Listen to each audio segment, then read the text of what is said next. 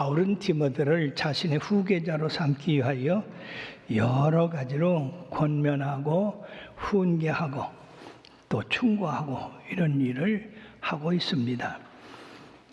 바로 오늘 본문은 바울이 디모데에게 하나님의 소명을 받은 지도자로서 갖춰야 할 마음가짐에 대해서 훈계하고 있는 장면입니다. 그 내용 중에 가장 중요한 말씀은 너는 하나님의 은사를 받은 사람이다. 하나님의 은사를 받은 사람이 하나님의 일을 하기 위하여 가장 먼저 생각해야 할 것은 하나님이 우리에게 주신 것은 두려워하는 마음이 아니요 오직 능력과 사랑과 그 절제하는 마음이라고 말씀을 했습니다. 참으로 이 디모데는 모든 신앙을 어려서부터 가졌기 때문에 모든 자격을 갖춘 청년이었습니다.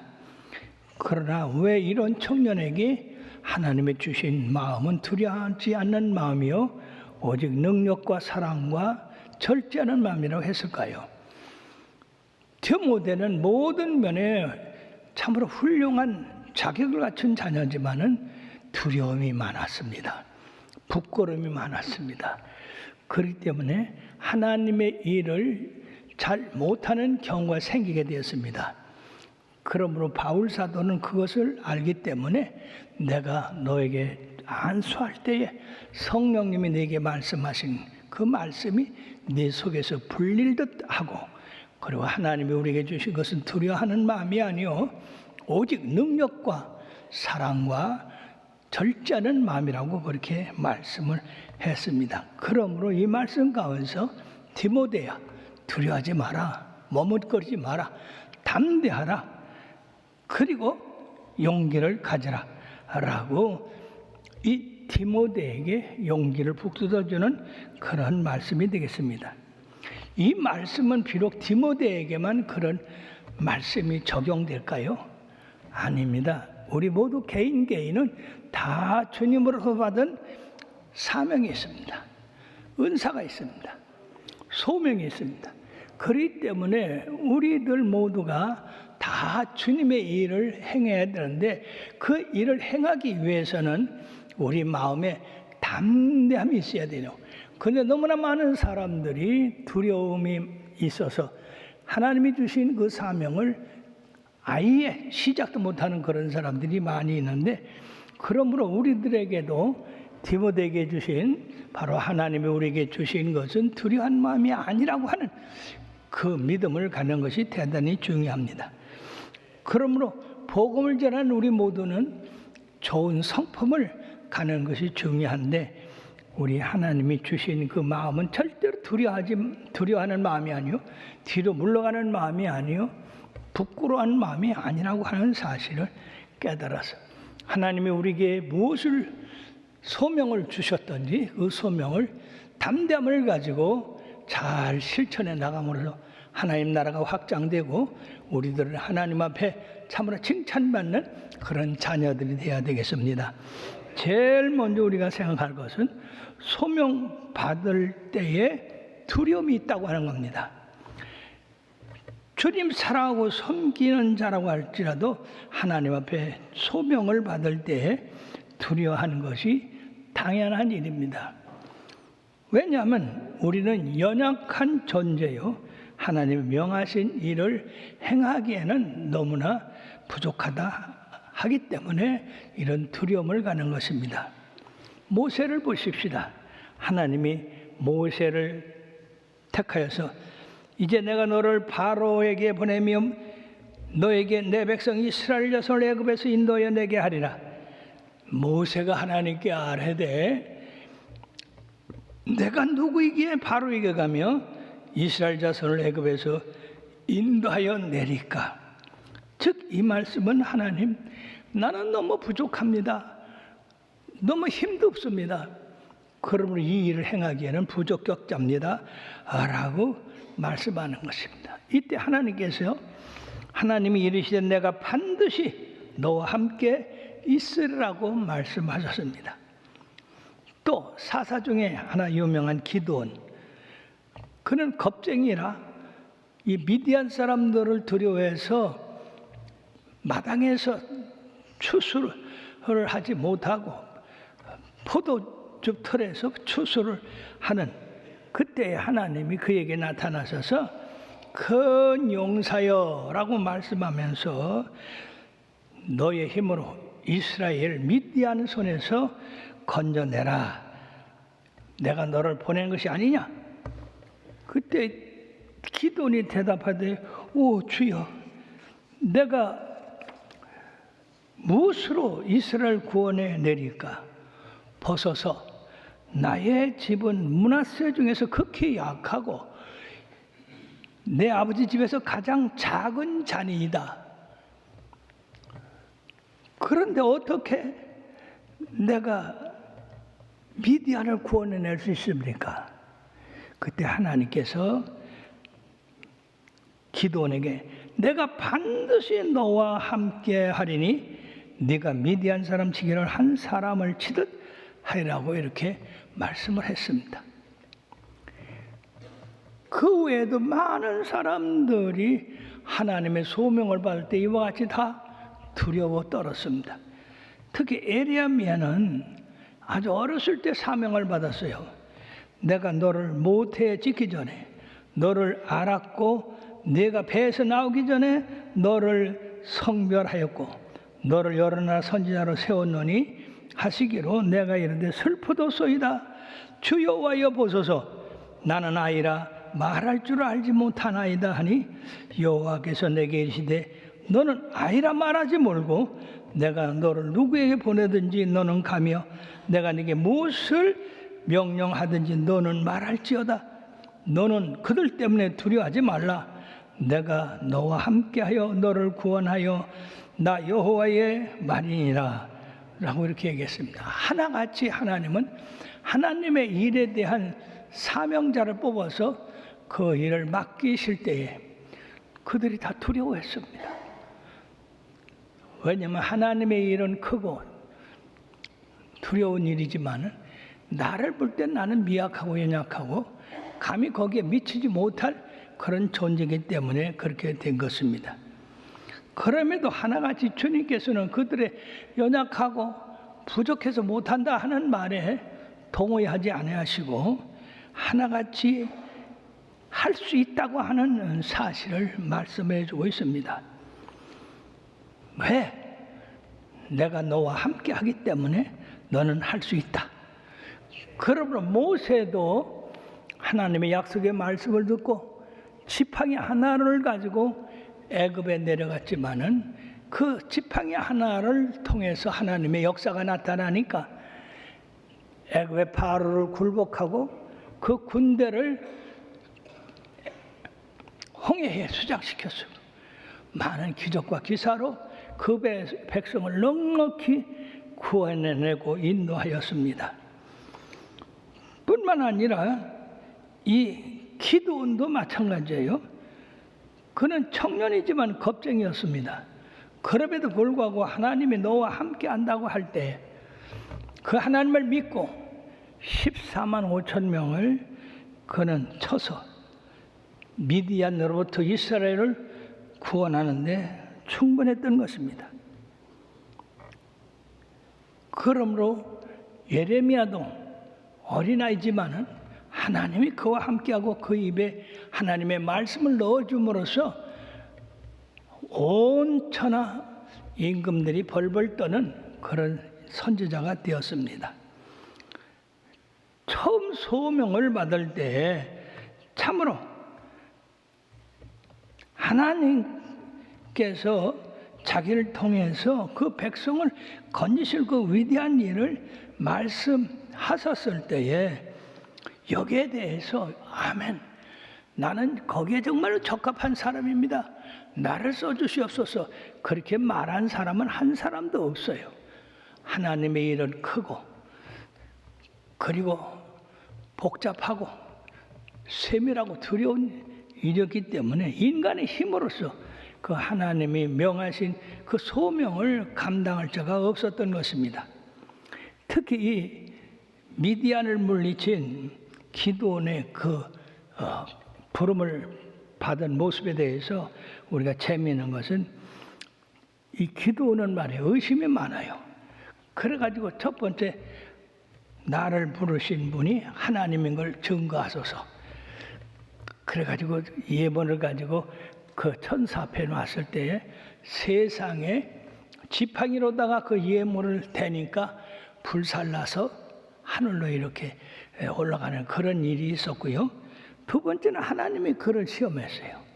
야, 너희 아비 집에 있는 바알의 그 상을 깨가지고 그 나무를 삼아서 나에게 번제를 드리라. 참 어려운 일이죠. 왜냐하면 그 바알의 선지자가 바로 아버지였거든요. 근데 그 아버지를 배신하고 바알 상을 두드러서 그것으로서 번제 화목을 삼으라고 하니 얼마나 어려운 일이에요. 근데 이 미디안을 치워보시기 위해서 기도원은 다음 대에 낮에 하면 그 동네 사람들이 다 일어날 것이니까 밤에 그 부하들을 데리고 그 일을 행했어요.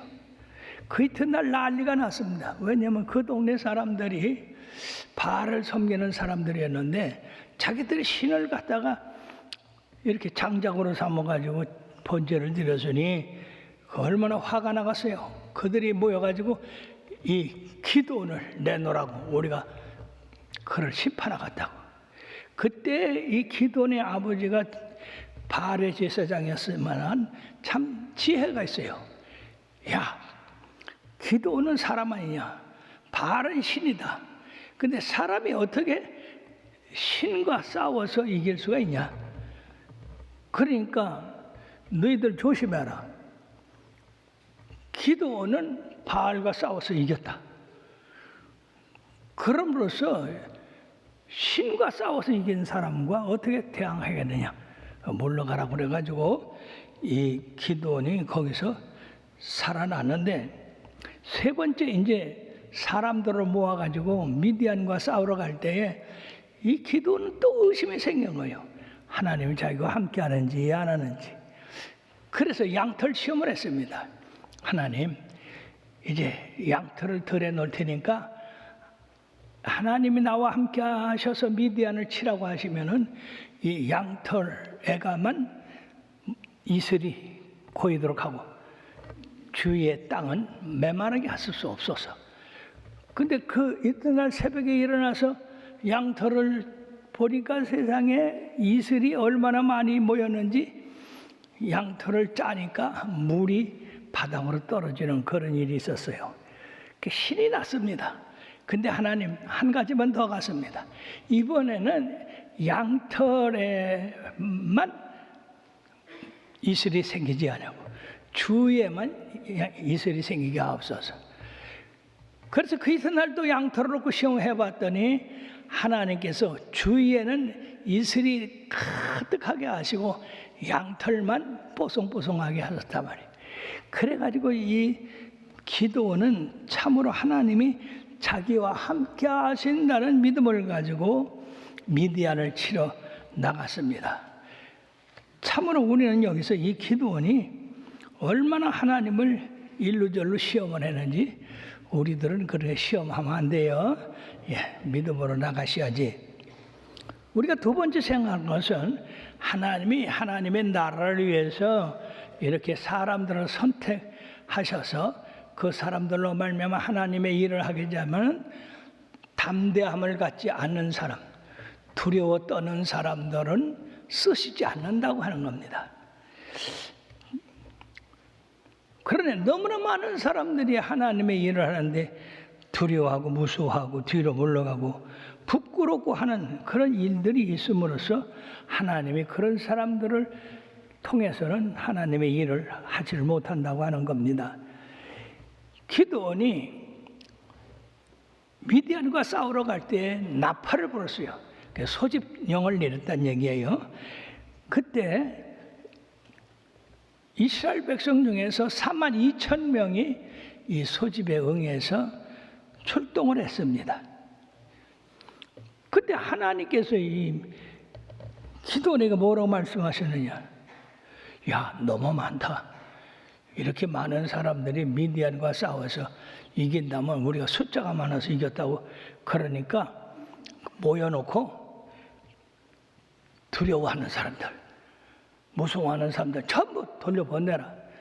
그리고 42,000명을 모아놓고 여러분들이요, 참으로 나라를 위해서 용기를 내가지고 싸움에 참여한 건 좋으나 무서워하는 사람들, 집이 그리워하는 사람들은 빠지세요.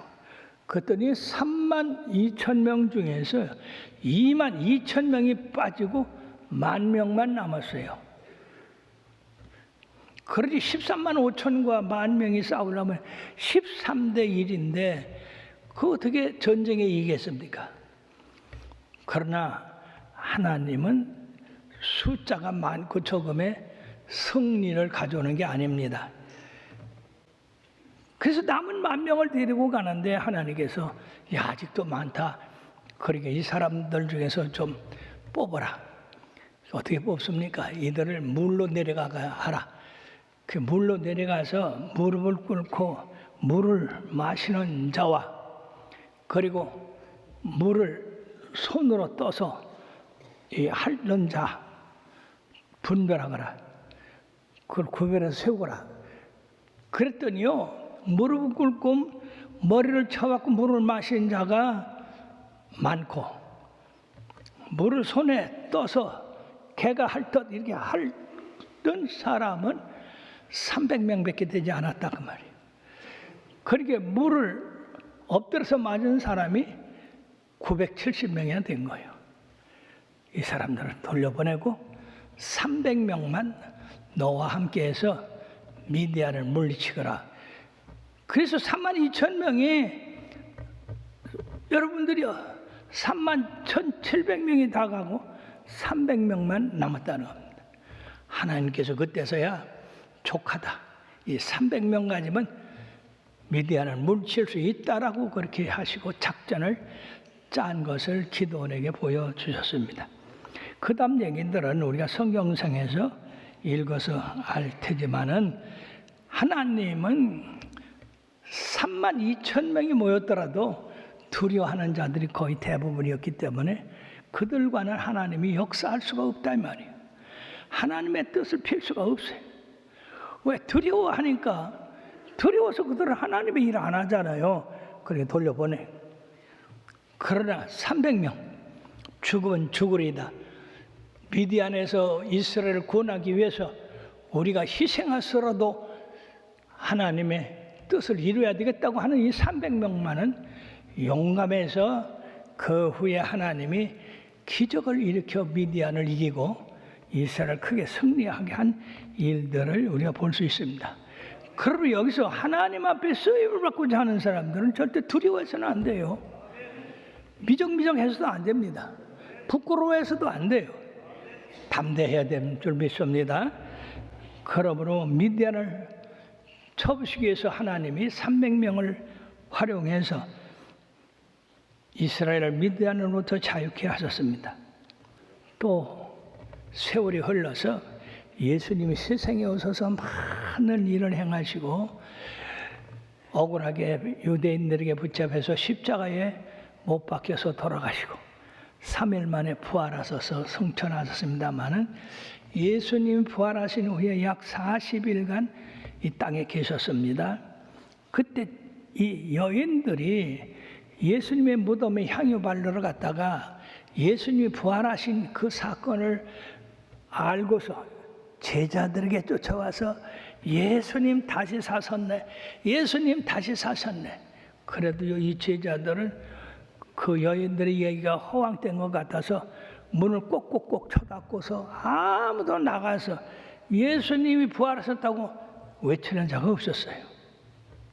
그러나 예수님이 그 문을 꼭 닫고 벌벌 떨고 있는 그 제자들 틈에 오셔서 살아계신 것을 보여주시고 성령을 받으라고 말씀하시며 너희들이 이 성을 떠나지 말고 내가 아버지께 구해서 보낼 성령을 받도록 열심히 기도하라고 그런 후에 제자들이 열심히 기도하기를 열흘간이나 애썼을 때 오순절 날이 이름에 급하고 강한 바람 맡은 소리가 저희 앉은 온 집에 가득하며 저희 각 사람 머리 위에 불의 혀 같은 것이 임하여 있더니 저희가 다 성령의 충만함을 받아 방언을 하고 예언을 하고 하나님을 높이더라 그랬습니다. 그런 다음에 이 성령 받은 120명의 문도들이 어떻게 했습니까? 계속해서 방 안에 문을 닫고 있었습니까? 그들은 방언만 하고 예언만 했습니까? 아닙니다. 방문을 걷어차고 나가서 예수님 우리의 구조로서 사망 권세 이기시고 다시 사셨네. 그러므로 예수 믿으면 구원받네. 예수는 우리의 메시지네, 메시아네. 그러고 그들은 담대하게 복음을 전했어요. 유대인들이 무서워서 문을 닫고 벌벌 떨던 이 제자들이 어떻게 그런 담대함이 생겼나? 어떻게 그런 용기가 생겼나? 예수님의 마음, 예수님의 영을 그들에게 불어넣어 주셨기 때문에 하나님이 주시는 마음은 두려워한 마음이 아니요 오직 능력과 사랑과 절제하는 마음이네. 예수님의 마음이 그들에 들어가서 모든 두려움을 내쫓고 강건함을 주시고 어리석음을 내쫓고 지혜를 주시고 하나님의 말씀을 그 속에 넣어주시니까 이들이 견딜 수가 없어서 복음을 전함으로 그날에 3,000명이 회개하고 돌아오는 역사가 있었습니다. 계속해서 이 일은 계속해서 5,000명, 수만 명, 심지어는 제사장의 무리까지 회개하고 돌아왔다고 했습니다. 사랑하는 여러분, 어떻게 그런 일이 있을 수 있습니까? 하나님이 주시는 것은 두려워한 마음이 아니요 오직 능력과 사랑과 건실한 마음이니 주님께서 말씀하셨죠. 오직 성령이 너에게 임하시면 너희가 권능을 받고 예루살렘과 온 유대와 사마리아 땅끝까지 이르러 증인이 되리라. 그리스도의 증인이 폭발적인 역사로 그들을 통해서 일어나므로 오늘 2000년이 지난 지금 우리들까지도 이 성령을 받아서 구원받게 되었던 것입니다. 그러므로 사랑하는 성도 여러분들이요, 이 예수 그리스도를 믿고 구원받는 이 사실을 우리들만 알고 있으면 안 됩니다. 나만 예수 믿고 구원받으면 안 돼요. 이 놀라운 권능의 말씀, 이 축복의 말씀, 사람을 잡으러 능력있게 하는 이 말씀을 전해서 듣는 이로 말미암아 다 예수 믿고 죄사함 받고 구원받게 된 역사가 일어나게 돼야 될 줄로 믿습니다. 그러므로 사도행전 2장의 역사는 거기서 끝날 일이 아니라 계속해서 이 성령의 역사를 두려워하는 마음이 아니라 하나님이 주신 마음은 능력이다, 권세다. 그 말씀을 전할 때 폭발적인 역사가 일어난다. 그런 믿음을 가진 자들에게 하나님께서 아름다운 역사를 이루신다고 하는 것을 깨닫고 나와 여러분들도 이 먼저 믿은 그분들의 전도로 말미암아 구원받게 되었고 오늘날도 끊임없이 이 말씀은 되풀이해서 세상에 전파해야 된다고 하는 사실을 우리가 깨달아야 됩니다. 따라합시다. 하나님이 우리에게 주신 마음은 두려워하는 마음이 아니요 오직 능력과 사랑과 절제하는 마음이라. 그렇습니다. 그러므로 여러분들이 모든 일을 행할 때에 두려움이 생겼는지 부끄러움이 생기면 이거는 하나님이 주신 마음이 아니야. 그러면 내쫓고 하나님이 주시는 능력 있는 그런 마음으로 사랑과 그리고 절제와 모든 하나님의 능력을 이루어야 됩니다.